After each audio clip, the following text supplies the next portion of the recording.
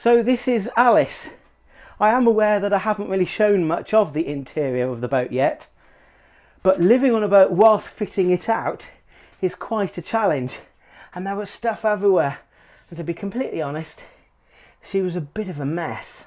I wanted a reverse flow layout, meaning the galley kitchen's at the stern and the bedroom is at the bow. I didn't want the thought of friends and family having to go through my bedroom to get to the interior. I've decided to have 2 lines of cupboards in the galley, with nothing jutting out in the middle. This, I felt, made the boat feel bigger, as you can clearly see right down its centre. To the port side, closest to the stern, I'll have a 60cm wide standard cupboard. The boat's main power comes into the cabin through the bulkhead right at this point. So the first cupboard will house my Victron inverter, galvanic isolator, RCD and MCB breakers. Basically everything related to AC power.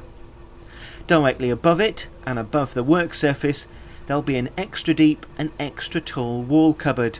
This will have everything related to DC power and include a secondary isolation switch and terminals for DC wiring throughout the boat. On the front of the wall cupboard there'll be the engine's control panel, battery and fuel monitors and a 10-way circuit breaker panel. The next cupboard down the boat will be a 40cm width, then 2 60cm cupboards. Above the second one, this black composite sink will be fitted. It's already plumbed into the hull. Then the last item on this side is a normal domestic washing machine. Over on the starboard side of the galley there's a 75 litre hot water clarifier. As you can see, the pipework's in a bit of a mess, but that was done in a rush so I could get my boiler up and running back in February. Similar to the port side, there'll be a 40cm cupboard with a small amount of pipework at the back of it, with isolation taps and an expansion vessel for the hot water. Next is the cooker. This has already been installed and you can see that in episode 7. Thank you, Alan.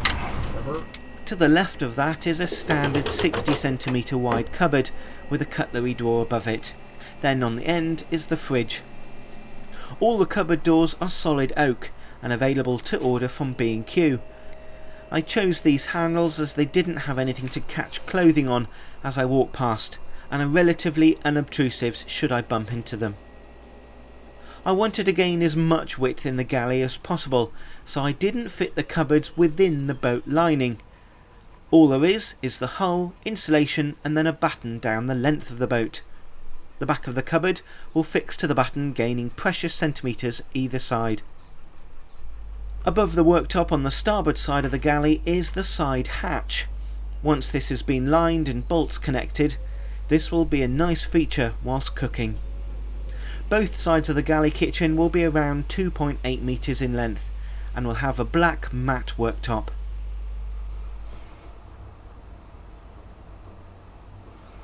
I wanted to keep the living area of the boat as open as possible and only wanted freestanding furniture. I wanted a simple table and benches. This will allow me to move the furniture around if and when I get bored with its layout. Between these 2 radiators I'll have a flat screen TV and skybox. At the far end of the saloon is the Morso stove. The main living area will be around 5 metres long.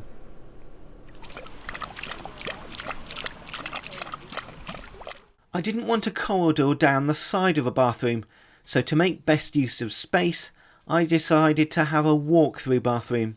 It'll have doors within each bulkhead at opposite sides of the boat. The corner quadrant shower forms one half of the room. The toilet is a standard water-fed Thetford cassette type. I have 2 cassettes, and with me living aboard in the depths of winter, I still wanted the ability to empty the cassettes, even when there were troubles moving the boat. The toilet is pretty much in the right position. To the right of it will be a vanity basin, which will be housed in a cupboard that goes right down to the floor. The toilet cassette can't be removed at the rear into the saloon as the fire's in the way, so instead I will make it so it can be pulled out into the bottom of the vanity unit. and there'll be a small towel rail below the gunnel. The bathroom is just under 2.2 metres in length. Going through the final bulkhead door is the bedroom. The bed is a small double size and is fixed in place. It's raised quite high off the floor. There's 81 centimetres of height under the bed. This gives a large storage area. To the far starboard side there'll be a wardrobe, and below the bow door there will be 2 wide steps. Within them there'll be the water pumps and expansion vessel, which have already been installed. To the port side there'll be a small side table. There are 6 large escape windows in the galley and living area. They're all made by Caldwell's. There are 2 catches at the top of the window which allow the glass to slant inwards, which then sit on hoppers. If required, I can simply lift the glass up and out altogether. In the bathroom and bedroom there are 4 15-inch portholes. These have a single catch at the top, and again the glass can be fully removed. The glass in the bathroom is frosted. In the heatwave last week, it was great being able to fully remove the glass from the shaded side of the boat, allowing lots of fresh, cool air in. Talking of heat, the fact I hadn't lined my stern hatch, stern doors or side hatch caused unwanted heat inside. The metal got to some crazy high temperatures from the sun. You could feel the heat radiating off them, just like a radiator. So well insulated doors aren't just for winter time, they can help keep the interior cool in the summer too. There are a number of ways you can insulate the main cabin of a boat. There's expanded polystyrene. Polystyrene does cause issues with PVC electrical wiring, however. If cabling is not within conduit, the chemical reaction between the polystyrene and the cable can make the cable's outer PVC go brittle. You could use thin sealant material. This is closed cell and doesn't soak up water. There's rock wool that is provided in rolls. This doesn't have as good a thermal value, and care needs to be taken as it can act like a wick and soak up moisture.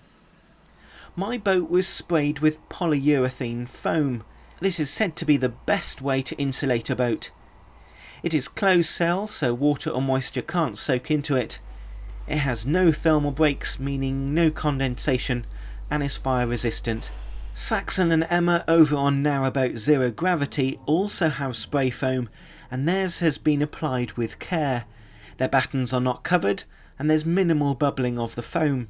It's made their life a lot easier, and with an end of August move aboard date, they've been really busy. They have a fab YouTube channel, and I've included a link in the description. If I were to buy a Collingwood boat again, I would definitely tell them not to spray foam it. Instead, I'd pay someone myself to do it, and make sure I was there on the day of spraying to keep an eye on things. To be honest, there's been zero care or attention to how it's been applied on my boat. There have been no battens fitted below the gunnels at all. There are several gaps in the insulation, and I'll need to ensure all of them are filled with expanding foam before I line the boat out. Even a small area like this can cause thermal break in the winter, with the warm air of the cabin condensing on the cold metal, creating endless condensation drips and woodwork staining. Instead of the foam being applied evenly, there are huge bulges throughout. Although more foam is better than not enough, I'm not happy with how it's been done, and it's added weeks to my fit out. I've tried several methods to tackle the excess foam. I've tried using a knife. This is okay for working around bits, but very difficult to achieve a flat surface on long stretches. I tried a saw blade, but this just created a lot of very fine small foam fragments. When living aboard at the same time, the last thing I wanted was millions of bits everywhere. Poor Molly would look like a foam sheet by the end of it. It's too thick and solid to scrape off by hand, so I've used a DeWALT multi-tool instead. It has an attachment at the front that swivels back and forth. You can use it to saw, cut tiles, or act like a scraper. I found this small scraper in a set of different attachments, and it's proved very good at cutting a clean slice behind the foam.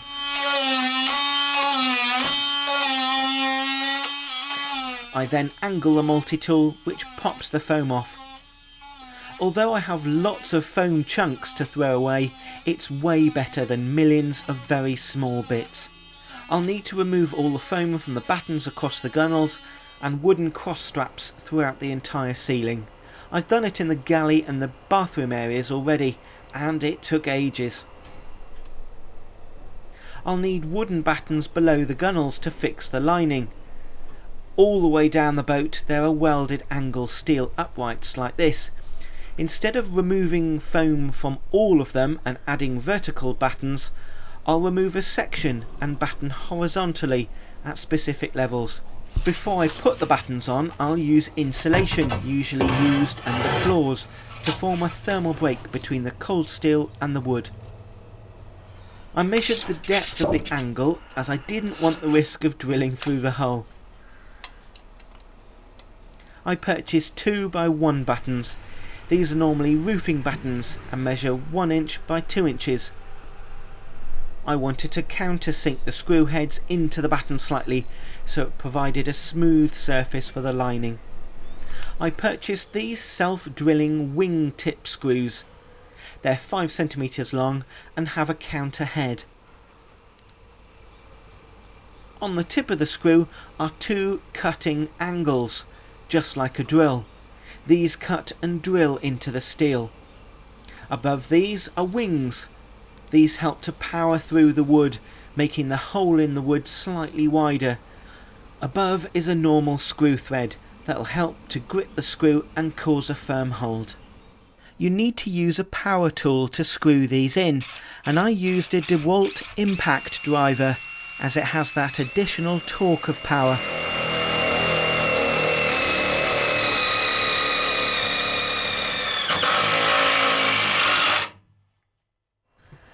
As I'm living aboard at the same time as fitting the boat out, it does take that little bit longer as you're constantly moving things out of the way. There is lots to do, but I want to take my time and not rush things. Next time I carry on north of Worcester on the River Severn and head into Stourport on Severn Basin. Don't forget to click subscribe if you want to follow my journey. It doesn't cost anything and it simply informs you of new episodes. Click the thumbs up if you like this episode, and until next time, see you later.